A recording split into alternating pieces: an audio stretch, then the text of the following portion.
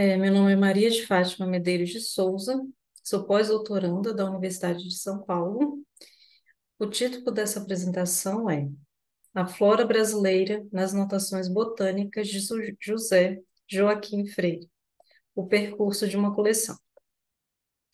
Na imagem, observamos a árvore Naucleopsis, registrada pelo artista português José Joaquim Freire, durante a viagem filosófica liderada pelo naturalista brasileiro Alexandre Rodrigues Ferreira.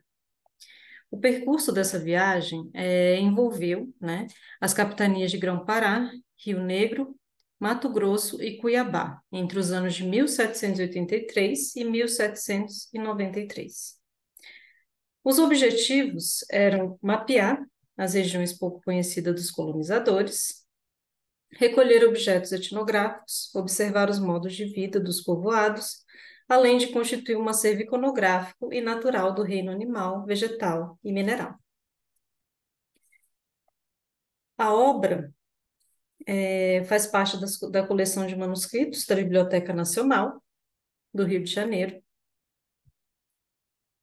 E também fizeram parte dessa expedição os artistas Joaquim José Codina, além do Joaquim Freire, né? E o jardineiro botânico Agostinho Joaquim do Cabo. Neste estudo, eu proponho considerar as ilustrações botânicas a partir da perspectiva da história da arte, né? Segundo a metodologia que é fundamental, né, para a obra do José Joaquim Freire, pois considera os contextos da produção das pranchas botânicas e possibilita tratar da circulação da extensa coleção da viagem filosófica. Agora a gente vai falar um pouquinho do percurso da coleção, né? Do registro até a publicação, que foi um longo percurso. A trajetória, ela é muito complexa, né? Então, estudar aspectos dessa trajetória é importante, né? Porque trata de um período muito marcante para a história natural no contexto luso-brasileiro, que foi o final do século XVIII, além de trazer questões sobre o trânsito dos objetos em diferentes coleções e contextos históricos. Desde a produção até a edição de parte de todo o material, passaram-se 100 anos. Durante o percurso, muitas obras foram enviadas por Alexandre Rodrigues Ferreira ao Museu da Ajuda. Expedicionários também fizeram relatórios semanais e mensais, a fim de apresentar o andamento da viagem. Esses documentos incluíam as descobertas científicas, estudos preliminares das coleções, dados sobre a rota percorrida pelo grupo, coleções naturais, entre outros documentos. Antes de seguir para Portugal, as coleções circularam no Brasil de capitania em capitania. Houve uma série de dificuldades, né, como para o acondicionamento das coleções naturais, por isso que a preparação do material era muito importante. Além disso, o registro visual era também um dos meios mais relevantes, né, para o registro da flora e para o conhecimento também. Apesar disso, muitas perdas ocorriam, e é por isso que o registro é um dos meios mais importantes, um dos espólios, né, dessa coleção que é mais relevante também.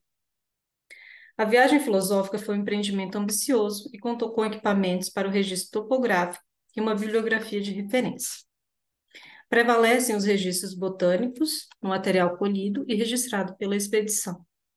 Segundo o panorama internacional, interessavam os usos medicinais e ornamentais das plantas, né? Os espécimes colhidos seguiam para o Jardim Botânico da Ajuda, caso fossem ornamentais, e para Coimbra, quando eram identificadas propriedades medicinais.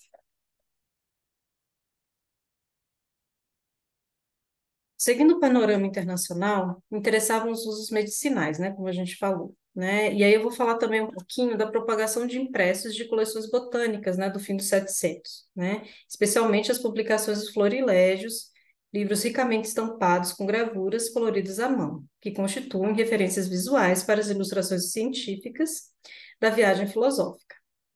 A representação de arranjos florais se consolidava a partir da difusão das coleções naturais e visuais de Joseph Banks. Além disso, a enciclopédia também e os cadernos de viagem também eram grandes eram importantes acervos visuais a serem acessados pelos expedicionários.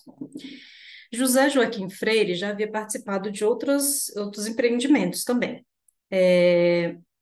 A formação, né, do corpo técnico da expedição também era essencial, né, pois inúmeras plantas não podiam ser acondicionadas e enviadas. Assim, o registro visual era um meio largamente usado para obter informações da flora. Pouco se sabe a respeito da formação de Freire.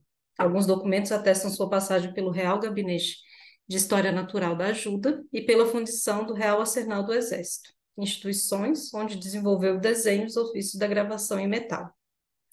O acervo visual de Freire é vasto. Abarca estudos cartográficos, prospectos militares, ilustrações botânicas, além de estudos de insetos, mamíferos, entre outras tipologias. O extenso acervo colhido pela viagem filosófica permaneceu sob os cuidados de Freire, que procurou publicar, porém sem sucesso. Após a ocupação francesa, em 1808, essa coleção se dispersou.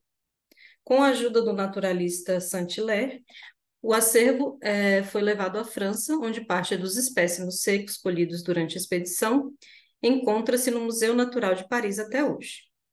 Em 1815, os manuscritos de Ferreira foram transferidos para o Museu Real da Ajuda, até que em 1838 foram levados para o Museu Real de Ciências. Essa transferência entre os citados museus ocorreu devido a uma tentativa de publicação, que novamente não se concretizou. Após inúmeras perdas, parte do acervo e dos manuscritos foi recuperada pela Biblioteca Nacional do Rio de Janeiro. Os desenhos de Freire somam um total de 408, sendo que a maior parte deles é formada por ilustrações botânicas. Outras instituições, como o Museu Nacional do Rio de Janeiro e o Museu Bocage de Lisboa, abrigam o espólio da viagem filosófica. Em 1808, por intermédio de Dom Pedro II, a obra Diário de Viagem Filosófica pela Capitania de São José do Rio Negro foi editada pelo Instituto Histórico e Geográfico Brasileiro. Posteriormente, entre os anos de 49 e 52, o montante foi destinado à edição dos manuscritos por iniciativa do Ministério da Cultura. Entretanto, nenhuma dessas ações foi bem sucedida. 20 anos mais tarde, em 1971, houve mais uma tentativa de publicação da viagem, dessa vez patrocinada pelo Conselho Federal de Cultura. Como resultado desses esforços, foram publicadas 2 edições das Memórias de Ferreira e 2 tomos com a iconografia da viagem. Após uma série de esforços, a obra do referido naturalista foi editada em quase sua totalidade a partir de 2006. É importante destacar que grande parte das coleções produzidas pelos expedicionários, pelas expedições científicas de um modo geral, não foi completamente editada. Diversos fatores podem ser pontuados para explicar esse fato, dentre os quais os altos custos que envolvem a publicação dos álbuns ilustrados, pois a gravação das estampas, segundo critérios estéticos e científicos, eram entraves importantes. A trajetória da coleção de desenhos de José Joaquim Freire da Biblioteca Nacional, como parte da viagem filosófica, revela os esforços empreendidos por diferentes personalidades históricas e instituições para manter esse material em suas coleções ou para tornar público o acervo colhido na viagem. Até o momento, ainda há muito material a ser pesquisado, mas o que fica do percurso dessa coleção é a consolidação de sua relevância documental e iconográfica para o estudo da história natural no contexto luso-brasileiro. Muito obrigada.